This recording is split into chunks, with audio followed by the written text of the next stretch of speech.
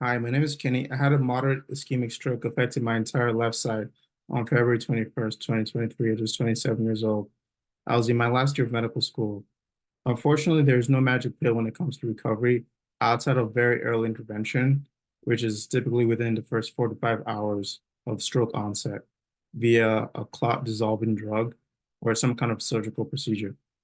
Once the stroke occurs, the longer it takes to get to one of these early interventions, the more damage is done. And once the damage is done, it's done.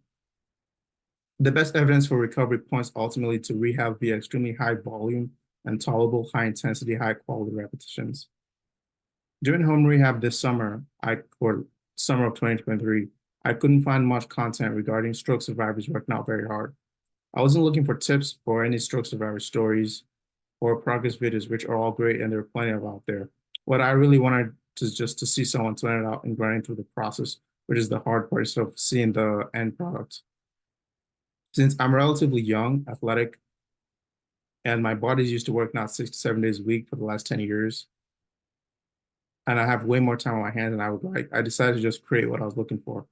So the focus of my channel is going to be showing very high volumes of reps through exercises that are more specific for me, secondary to my own specific deficits.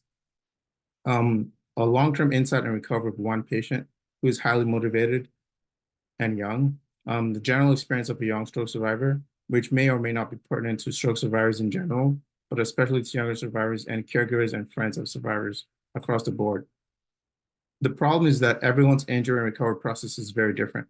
But if I can motivate or push a few people to get better, that's great. I also would like to break down topics and stats regarding stroke and neurorehabilitation when I can through the lens of someone who had a stroke, but also understands medical literature very well.